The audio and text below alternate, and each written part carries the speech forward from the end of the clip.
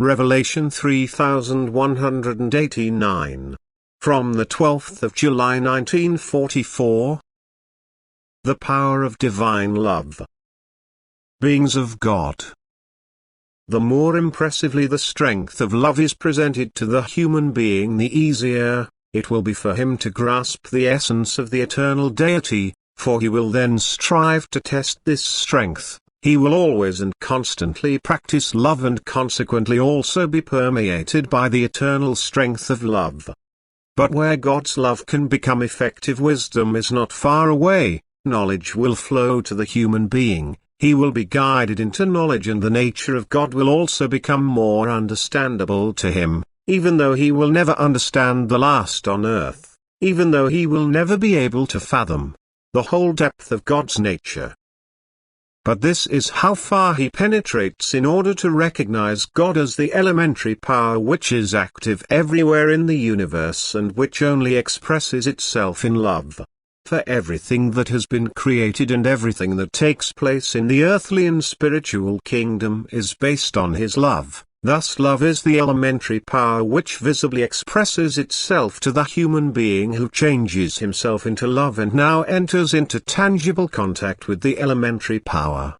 Only the loving human being can understand it, only the loving human being feels the strength of love in himself, and only the loving human being likewise enters the stage of emanation of strength. For God's strength of love flows towards him and makes him a bearer of strength who can now also distribute again what he receives. God is love. In God everything has its beginning and its end, because it emerged from the strength of love and has to flow towards him again.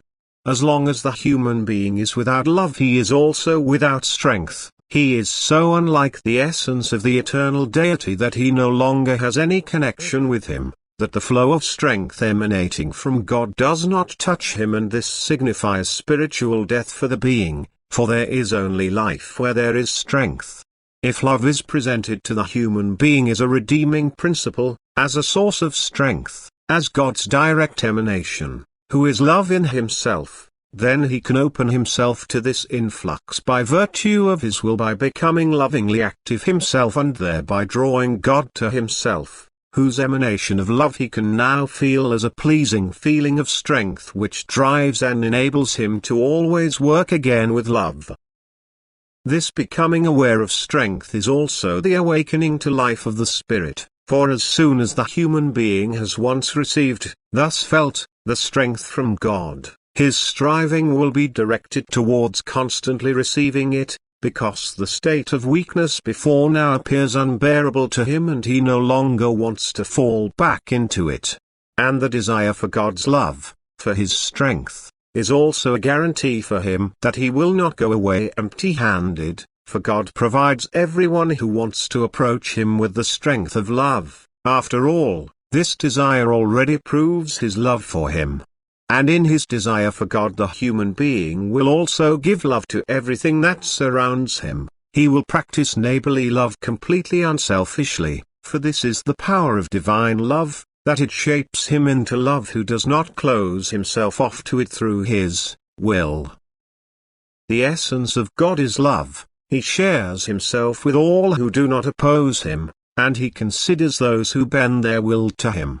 He rewards their love for him with the richest knowledge, for he guides them into truth and makes everything comprehensible to them so that they can mature in realization, so that they can understand the essence of the eternal deity and strive ever more eagerly towards it by constantly being active in love. For God himself now works in them as soon as they practice love. God himself takes abode in the one who has shaped his heart into love. He is inseparably united with God, who is love itself. Because he has changed himself into love, because he has re-entered the original state, because he has returned to the one from whom he originated. Amen.